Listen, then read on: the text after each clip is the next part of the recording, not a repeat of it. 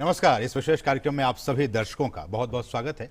आज आपके साथ मैं हूं असीम मिश्रा और मेरे साथ है मेरे सहयोगी शुभेंद्र। नमस्कार असीम।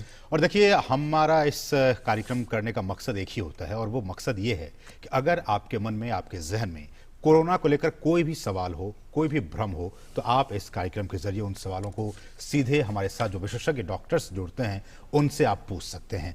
और जो एक बेसिक लाइन है और लगातार हम इस कार्यक्रम के जरिए कहते रहे हैं वो ये कि अगर आपके मन में कोई भी सवाल हो, और दूसरी बात की जो कोरोना प्रोटोकॉल्स हैं उनको आपको पालन करना होगा। जैसा कि प्रधानमंत्री ने भी कहा है, हर कोई कहता है कि जब तक कि वैक्सीन नहीं आ जाती है हमारे आपके बीच में, तब तक सोशल डिस्टेंसिंग का पालन करते रहता है, लगातार मास्क लाए रखना है और रेगुलर इंटरवल पे अपने हाथों को लगातार धोते रहना है। इन तरीकों के जरिए अगर आप इन प्रोटोकॉल्स को अपनाते हैं तो यकीन मानिए आप कम से कम कोरोना की बीमारी से बचकर जरूर रह सकते हैं। Absolutely. It's been so many months that we come to you every day with our medical experts to talk about precautions and different queries related to COVID-19. Remember to take down our number. We're also flashing it at the bottom of the screens. 23387031. It's going to be a live phone-in program, you know by now. We're also available on Twitter and Facebook. If you're watching the program online, you can post your questions and we'll take your questions in the program up ahead. If I can introduce you to the medical experts who are joining us today, Asim. Dr. Anil Gurtu, Professor and HOD, Medicine, LHMC, that's Lady Harding Medical College. Welcome, Dr. Gurtu. Also very happy to have with us Dr. S.M. Raheja, Senior Physician, GB Pant Hospital. Wonderful to have you with us, Dr. Raheja. Dr. Gurtu, if I can come to you first.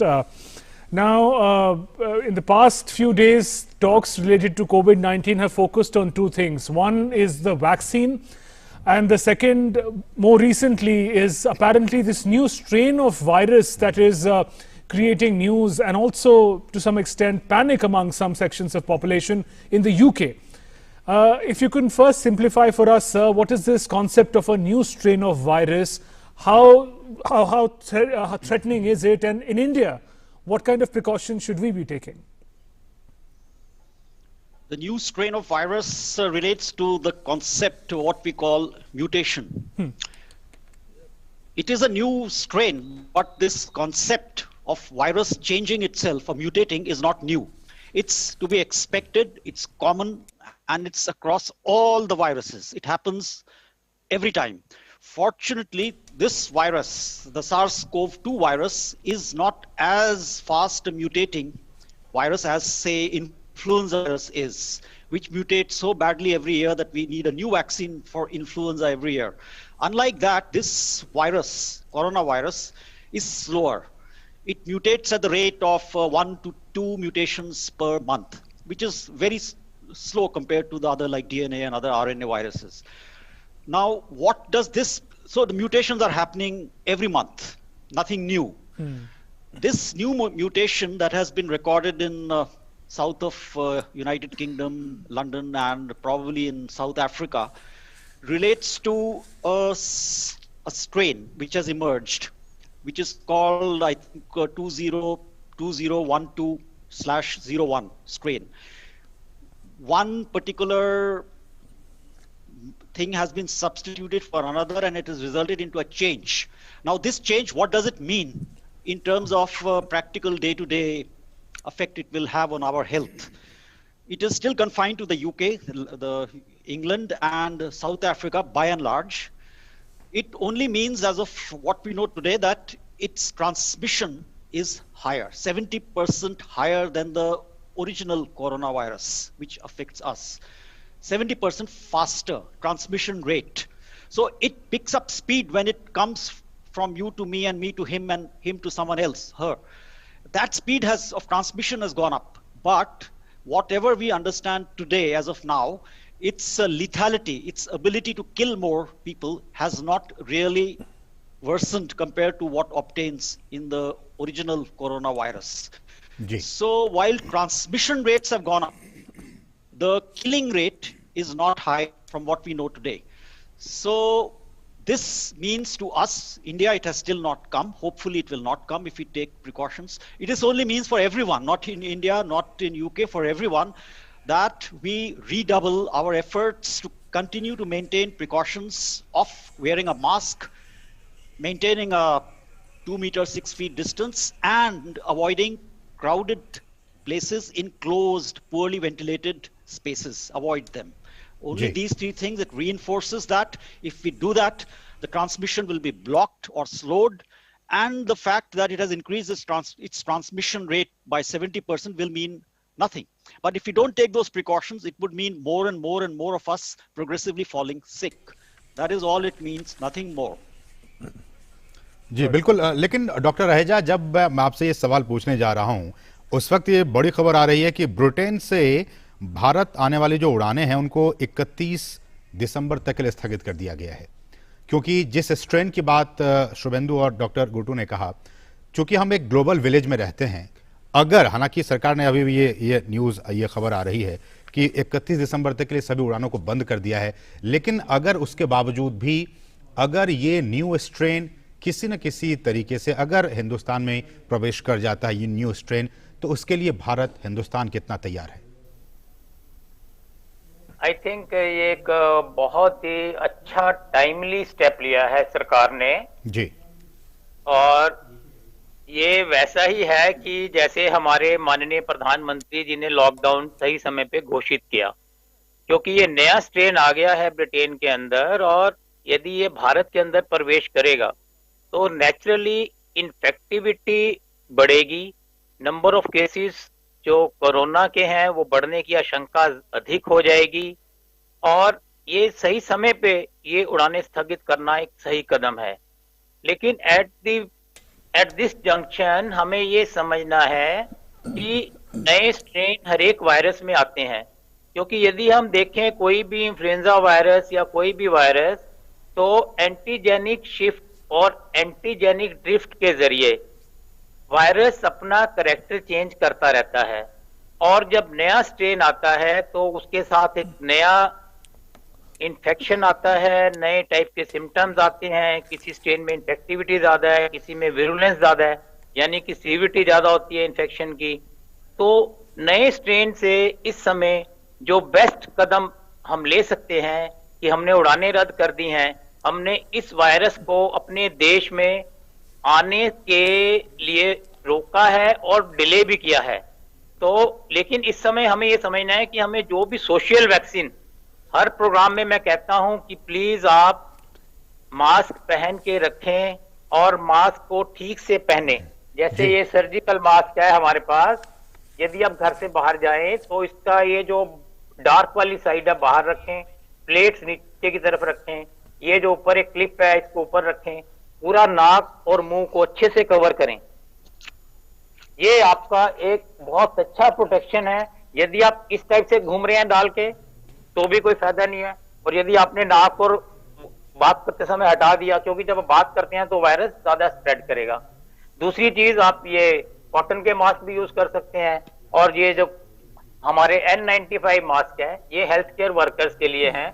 और जैसा हम जानते हैं कि इस समय हमें बाहर जाने से बचना चाहिए, बहुत जरूरी है, तभी बाहर जाएं, और बाहर जाएं तो मास्क लगाएं, 2 गज की दूरी बना के रखें, क्लोज जो क्राउडेड प्लेसेस हैं वहां भीड़ भाड़ के इलाके में जाने से बचें, और हैंड हाइजीन सबसे इंपॉर्टेंट, क्योंकि ये वायरस हम यहाँ वहां जब छूते हैं तो ये हमारी उंगलियों के टिप्स पे और ये ग्रूव्स हैं जो अंदर वाले यहाँ पे आ जाता है, और फिर हम जब अपने नाक को, मुंह को, आंख को छूते हैं, क्योंकि इस वायरस के हमारे शरीर के अंदर यही प्रवेश द्वार है। तो यदि हम बिना किसी वजह से अननेसेसरली अपने नाक को, मुंह को, आंख को ना छुएं और हैंड हाइजीन को मेंटेन करें और अपनी इम्यूनिटी को बना के रखें इस समय।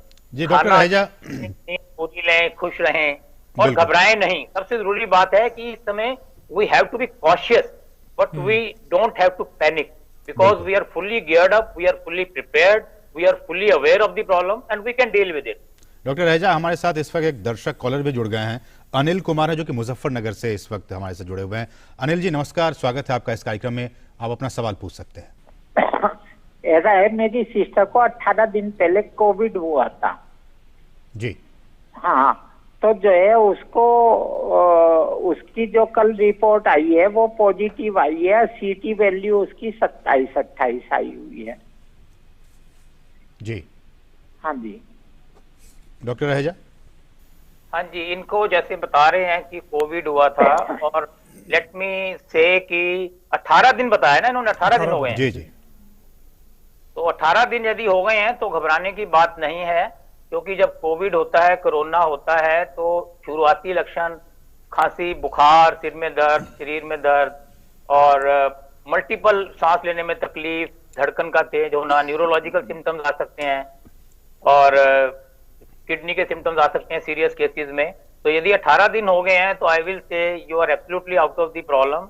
और इस समय जरूरी है कि आप अपने डॉक्टर से मिलें और अपना आगे का चेकअप कराएं अगर यदि आपको कोई भी लक्षण नहीं है, क्योंकि ये देखा गया है कि 30% पेशेंट्स के अंदर पोस्ट कोविड सिक्वेली होती हैं, जिसमें कि सांस फूलना या धड़कन तेज होना या कम होना या रीनल इन्वॉल्वमेंट या लीवर की इन्वॉल्वमेंट। डॉक्टर रहेजा, ये पेशेंट ने बताया था कि वो अभी भी पॉजिटिव है, 18 दिन बाद भी जो रिपोर्ट आई है, तो उसका क्या सिग्निफिकेंस है 18 डेज बाद भी? देखिए, हमारे पास अभी ऐसा कोई भी टेस्ट नहीं है जिसके जरिए हम ये बता पाएं कि ये वायरस अभी एक्टिव है या इनएक्टिव है। यदि उसके अंदर आपके वायरस आ रहा है तो प्रेफरेबली आप जी अभी अपने जो क्लोज कॉन्टेक्ट हैं उनसे बच के रहें, लेकिन एज पर प्रोटोकॉल ये बताया गया है कि 17 डेज के बाद आपको टेस्ट कराने की भी जरूरत नहीं है और आप काम पे जा सकते हैं।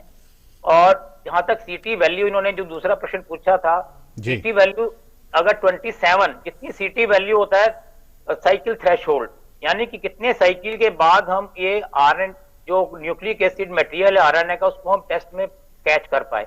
तो जितना अधिक सीटी वैल्यू होता है, अलग अलग लैब का, किसी का 27 कट ऑफ है, किसी का 28 है, किसी का 32 है, तो जितना सीटी वैल्यू अधिक होगा उतनी आपके अंदर वायरस लोड कम है और आपकी इन्फेक्शन दूसरों को करने की जो टेंडेंसी है वो कम हो जाएगी। एंड सर, ये फिगर्स कैसी होती हैं? 27-28 जो इनका है, ये कम है कि ज्यादा है? किस लेवल का है ये? ये बिल्कुल थ्रेशोल्ड पे है। हम कट ऑफ 28 लेते हैं। 28 and above is always this thing. We say कि अगर सीटी वैल्यू बंदे 12 है तो ये पेशेंट के अंदर वायरल लोड अधिक है और ये इन्फेक्शन ज्यादा करेगा। जितनी सीटी वैल्यू कम आती है, यानी कि यदि आपने वायरस को 6 साइकिल के बाद ही पकड़ लिया, सीटी वैल्यू 6 आ गई, 6 आ गई, तो that means you are fully loaded with virus and you are highly infectious also. और लेकिन कुछ स्टडीज में यह भी देखा गया है, because I must say this covid is an enigma for us. कुछ एक स्टडीज में देखा गया कि सीटी वैल्यू की कोई इतनी सिग्निफिकेंस नहीं लेनी है, हमें स्टैंडर्ड बेसिक प्रोटोकॉल को फॉलो करना है। और यदि सीटी वैल्यू 28 या 32 ये इनका लैब के ऊपर कट ऑफ दिया होगा तो इनको ज्यादा घबराने की जरूरत नहीं है। Right sir. Dr. Anil Gurtu, if I can bring a question from Facebook to you. Rajan Mathur is asking, this is in the context of also the cold winter weather. He says, my daughter takes full bath along with hair wash and all every day coming back from office. Since now it is very cold in Delhi NCR, will it be okay if she only changes her clothes, does hand and face wash? Because her parents live with her, we are senior citizens and also have comorbidities, illnesses. So will it be okay if she simply changes clothes, does not bathe to protect themselves from, because the daughter is going out to work as well? See, not bathing simply to protect yourself or others is not a valid presumption. Everyone should bathe. Bathing, whether some people like to bathe in cold water. I mean, the temperature in the morning is how much? No, especially coming back from 11. work, sir. Especially coming back from work in the evening. Then there's no need. Morning, once a day is enough. Once a day. And bathing per se is harmless. It's good. There is no harm in bathing. And everyone has his or her own choice of water temperature. I prefer cold. Some prefer warm. Some prefer lukewarm. Go by your choice. Bathe once a day. Soap water. It's harmless. It helps. जी doctor Raheja, social media पे बहुत सारे सवाल आ रहे हैं। उसमें एक सवाल सर ये भी पूछा जा रहा है बहुत दर्शकों की तरफ से कि जब वैक्सीन आ जाएगी हिंदुस्तान में और वैक्सीन लगने के बाद हमें फिर मास्क लगाने की ज़रूरत नहीं है, क्या ये सच है? क्या हमें उसके बाद मास्क लगाने की ज़रूरत नहीं पड़ेगी या उसके बाद भी मास्क लगाए रखना होगा? ये बात समझना है कि वैक्सीन आने के बाद हमारी जो पॉपुलेशन है भारत की, उसको वैक्सीनेट होने में टाइम लगेगा। दूसरा, आप अभी इंजेक्शन लगा रहे हैं तो दूसरा इंजेक्शन 3 हफ्ते के बाद लगेगा, depending on the type of vaccine. और ऑलमोस्ट मतलब 6 वीक्स के बाद या 45 डेज के बाद ही आपको इम्यूनिटी डेवलप होएगी। और ये भी अभी पॉलिसी के अंदर आ रहा है कि जो हाई रिस्क जो जो हेल्थ केयर वर्कर हैं, जिनका डायरेक्ट कॉन्टेक्ट है, police personal, army personnel, CRPF, तो इनको प्रायोरिटी दी जाएगी और उसके बाद हाई रिस्क ग्रुप को लगाया जाएगा। तो ये एक लंबा प्रोसेस है। तो हमें समझना है कि अभी हमारे पास, जैसा मैंने बताया कि ये हमारे पास बहुत अच्छी सोशल वैक्सीन है, सिंपल, स्ट्रेट और टिकाऊ। तो यदि हम एक साधारण मास्क पहने, दूरी बना के रखें, हैंड हाइजीन मेंटेन करें, तो हम to the tune of 80 to 90% तक हम प्रोटेक्टेड हो जाते हैं। और वैक्सीन के द्वारा भी हमें जो प्रोटेक्शन मिलने वाली है वो 80% या अलग अलग वैक्सीन के अलग अलग है, 80%, 70%, 90% इतने ही रेंज में मिलेगी। तो आप ये मान के चलिए कि वैक्सीन आने के बाद भी कुछ महीने तक हमें सारी सावधानियां लेनी पड़ेंगी, क्योंकि ये देखा गया है कि जो हर्ड इम्यूनिटी है जी, अब हर्ड इम्यूनिटी का मतलब है यदि 60 से 70% लोगों के अंदर इम्यूनिटी डेवलप हो जाएगी, तो ये देखा गया है कि जो वायरस का ट्रांसमिशन है वो थम जाएगा, कम हो जाएगा। तो उसको आने में टाइम लगेगा। उसके दो तरीके हैं, एक तो इनेट इम्यूनिटी जो आपके अंदर इम्यूनिटी है या जो एक्सपोज हो चुके हैं, या वैक्सीन के जरिए इम्यूनिटी क्रिएट की जाए। Right, so we'll talk about both of these points. Another caller has joined us. Girish Chauhan is with us from Imphal. Girish ji, welcome. हाँ जी जी, नमस्कार जी। नमस्कार गिरीश जी, आपका सवाल पूछिए। पॉइंट ये है सर, जैसे अभी ब्रिटेन से फ्लाइट जो है सस्पेंड कर दी गई है 31 दिसंबर तक, तो क्या कौन सा ऐसा वायरस है जो जिसके द्वारा और ज्यादा खतरा बढ़ रहा है? अच्छा, तो गिरीश जी, वैसे ही इसको कहा तो जा रहा है ये स्ट्रेन है, मतलब एक प्रकार है कोरोना वायरस का ही। फिर भी doctor Anil Gurtu, briefly you could just tell us once again in as simple terms as possible for our viewers, what is this new strain all about and how much worried should we be? ये नया strain एक तरह से ये virus हर virus की तरह अपना नकाब, चेहरा, पोश बदलता रहता है। इसमें कोई ऐसे खास बात नहीं है, ये आम है और हम मान के चलते हैं कि हर वायरस ऐसा बदलेगा, और ये बदल चुका है कई बारी, एक बार ही नहीं बदला है। तो ऐसे हमारे पास 4-5 तो स्ट्रेन्स आ गए हैं ऑलरेडी। ये एक नया है, इतना भी नया नहीं है, ये पहले रिकॉर्डेड 6 महीने पहले हो चुका है और तब से घूम रहा है और एकदम से जोर पकड़ लिया है। तो इस स्ट्रेन से एक बात समझे कि डरने का, कोई खौफ की बात नहीं है कि ये स्ट्रेन आ गया है। इस स्ट्रेन से बचना संभव है और बचना हमारे ही हाथ में है, हमारे और हमारे समूह के हाथ में। और वो वही जो अभी बताया है आपको, दूरी और मास्क की, अगर मास्क पहने रखें सब लोग, भीड़ भाड़ के इलाकों से बचे रहें, तो ये स्ट्रेन अभी तक आया नहीं है। आ गया या और कोई स्ट्रेन भी आया तो भी हम उतना ही बचे रहेंगे जितना कि किसी और वैक्सीन या उससे। बिल्कुल। तो कोई खौफ, खतरे, घबराने की बात नहीं है कि ये स्ट्रेन आ चुका है, संभव है आएगा और भी आएंगे आने वाले टाइम में। बिल्कुल। अगर हम अपनी उचित व्यवहार बनाए रखें, कोविड अप्रोप्रिएट, कोई भी डरने की बात नहीं है, बस ये बनाए रखें और अपने लाइफ में चलते रहें, कोई खतरा नहीं है ऐसा। डॉक्टर रहेजा, कुछ लोग सोशल मीडिया पे ये भी जानना चाह रहे हैं कि चूंकि लगातार, चूंकि हमने एक फाइजर को देखा कि वैक्सीन ब्रिटेन में लोग उसको इंट्रोड्यूस किया भी गया है, भारत में भी लगातार जो कैंडिडेट्स हैं 2 या 3, वो भी लगातार अब ट्रायल के अंतिम फेज में, और उम्मीद की जा रही है कि अगले साल तक वो वैक्सीन आ जाएगी हमारे बीच में। कुछ लोग सर ये जानना चाह रहे हैं कि जो ये वैक्सीन आएगी, क्या वो जितने भी अलग अलग उम्र के लोग हैं, जैसे कि कोई बच्चा है या कोई जवान है या फिर कोई बूढ़ा है, पुरुष है या फिर महिला है, सब में वो वैक्सीन एक जैसा काम करेगी या फिर अलग अलग उसके लिए भी तौर तरीके अपनाए जाएंगे? देखिए, ये तो मतलब हमें देखना है कि प्रायोरिटाइज क्या करना है, किस ग्रुप को पहले देनी है, जिसमें कि जो हमारा डायरेक्ट एक्सपोजर में आ रहे हैं, जैसे हेल्थ केयर वर्कर हैं, पुलिस पर्सनल हैं, सीआरपीएफ हैं, टीचर्स हैं, जिनका ज्यादा कांटेक्ट होता है, उनको प्रेफरेंस दी जाएगी। फिर जो हाई रिस्क ग्रुप है, जिसमें कि बूढ़े व्यक्ति, cardiac patient, asthmatic, chronic lung disease के पेशेंट, सीओपीडी, हार्ट के पेशेंट, एमआई के पेशेंट, और chronic liver disease, chronic kidney disease, जो इम्यूनोसप्रेसेंट्स ले रहे हैं, तो उनको प्रेफरेंस हमें देना चाहिए, क्योंकि देखा गया है कि ये ऐसा ग्रुप है जो कि वल्नरेबल है, जिसमें कि इन्फेक्शन होने के चांसेस भी ज्यादा हैं और उसकी सिवियरिटी भी अधिक होती है बीमारी की, जिसमें कि घातक लक्षण और मोर्टेलिटी भी अधिक होती है।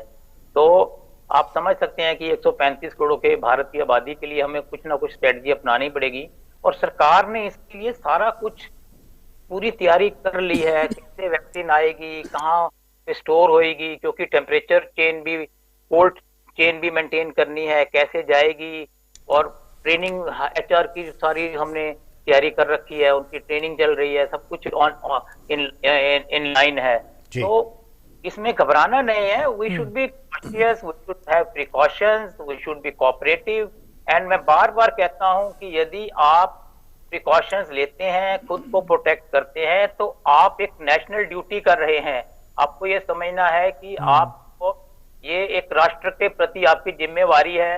यदि हम समझें कि हमारे जो सोल्जर्स हैं, आर्मी है, BSF है, वो -27 डिग्री में भी जाके बॉर्डर पे हमारी सिक्योरिटी करती है, तो हमें भी उस टाइप से सोचना है कि ये हमारी एक राष्ट्र के प्रति जिम्मेदारी है, जवाबदेही है। You're right, sir. It's a collective responsibility, the fight against a pandemic like this.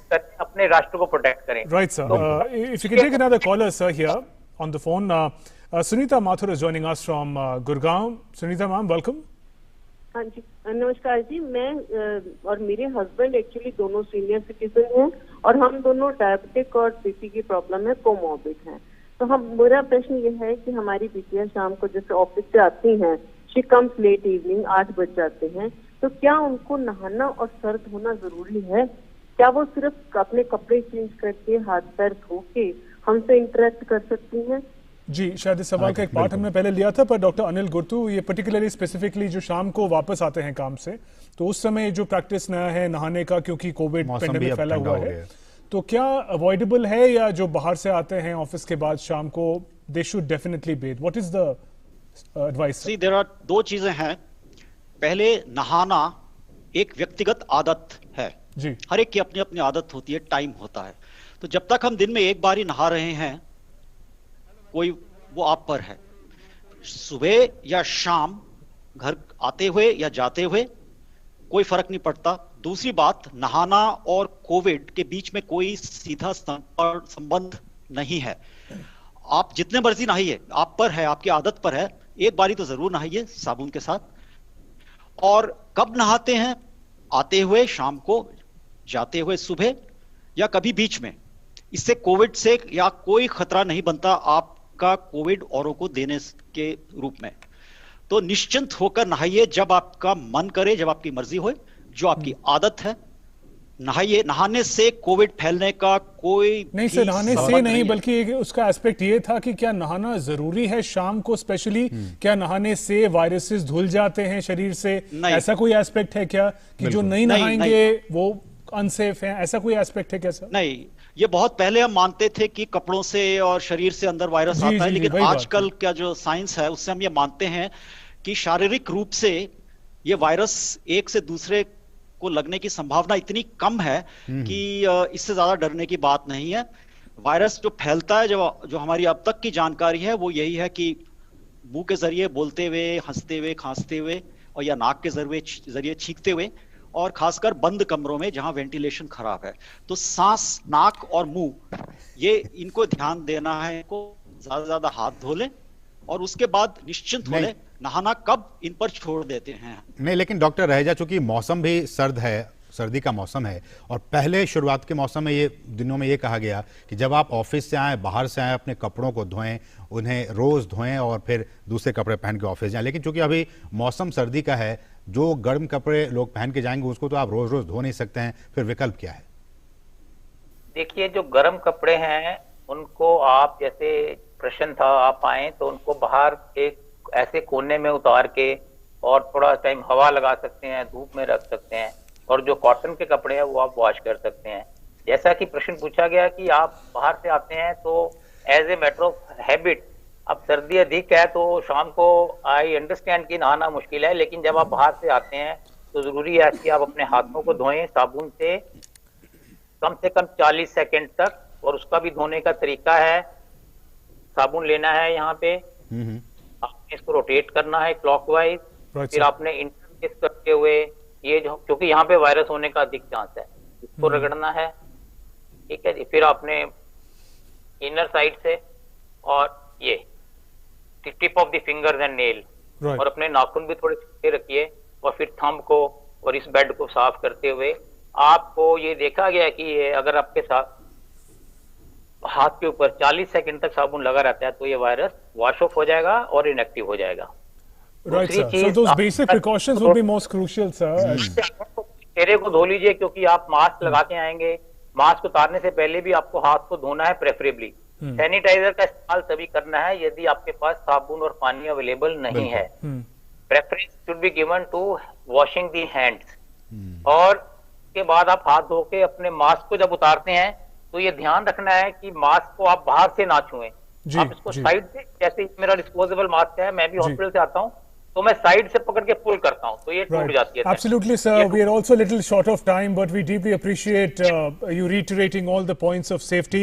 On that note, thank you very much, Dr. S.M. Raheja, Dr. Anil Gurtu, for joining us in the program today and sharing all that valuable information with our viewers. बिल्कुल, तो लगातार जिस बात का जिक्र doctor भी कर रहे थे कि जब तक कि वैक्सीन नहीं आती है तब तक आपको अपने हाथों को लगातार धोते रहना है, मास्क का प्रयोग करते रहना। जब भी आप घर से बाहर निकले, लोगों के बीच जाएं, मास्क ज़रूर आपके नाक पे होने चाहिए, और जो सोशल डिस्टेंसिंग है उसका भी आप ज़रूर पालन करते रहें, तब आप इस कोरोना महामारी से बचकर रह सकते हैं। So till we meet again, stay safe. नमस्कार। Namaskar.